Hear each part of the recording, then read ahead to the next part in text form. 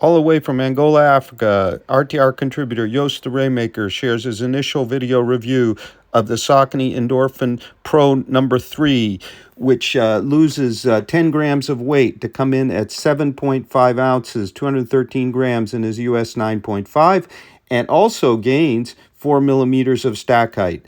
Part of Joost's testing so far included a practice marathon with fellows that he's coaching there, which he did in 2:51. Joost is 54 and has a personal best at the Berlin Marathon in 2019 at age 51 of an amazing 2:26. The Endorphin Pro 3 is expected to launch early August 2022, $225.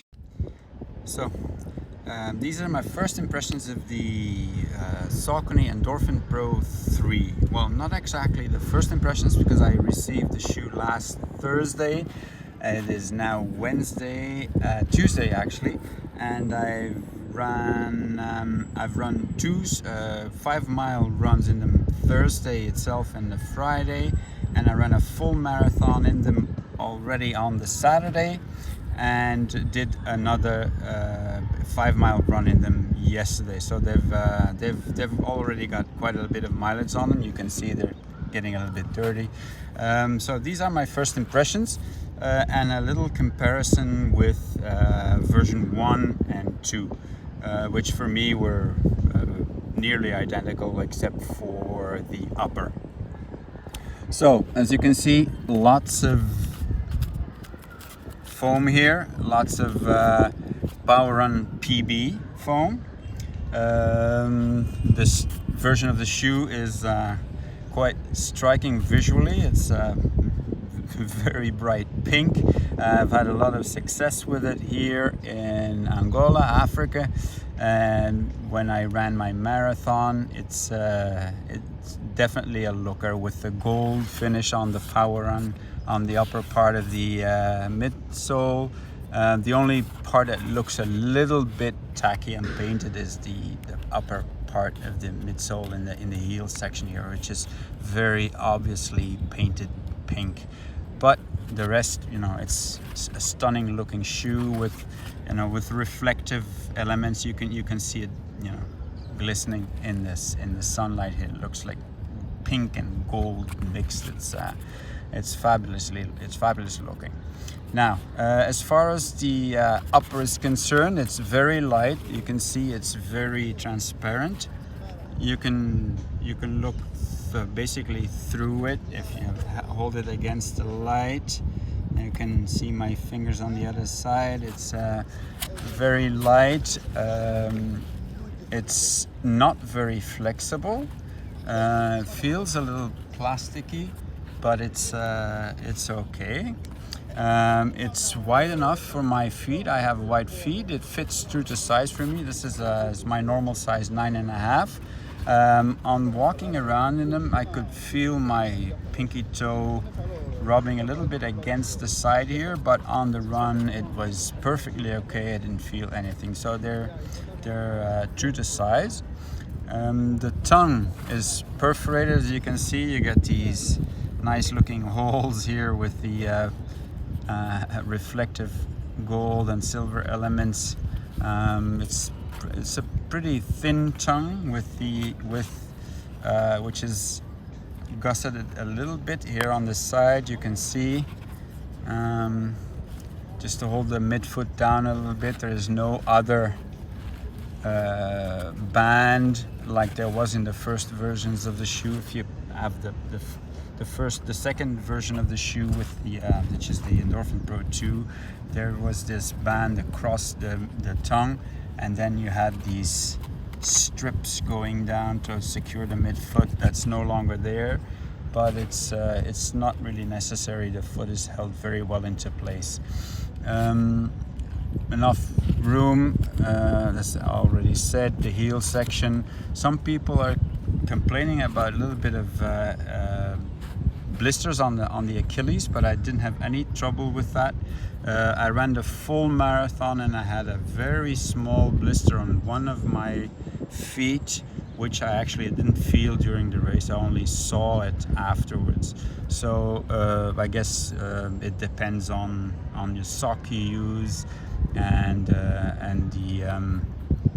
and your the sizing, or if you get some slippage or not. I didn't. Onto the midsole. This is Power on BB. There is more of it than in the original version. You can compare it. It looks like a lot more. It's actually not that much more, because you can see this is actually a couple of different, if you can see in the original one, this is a couple of different layers, and you get different paint colors on the different layers. I do get the distinct impression though that this version, the Power on PB, is softer than on the original version and on version 2, which for me were pretty much identical. This is version 2. You can see that, you know, they have 4, looks like it's 4 layers. It's actually, this is painted on, so it's actually 1, 2, 3 different layers here. In the new version, it's all one piece except for this little heel thing here. So it feels a little bit softer. You can definitely feel the plate. You can see the plate as well through the midsole, which wasn't through the midsole, which it was cut out.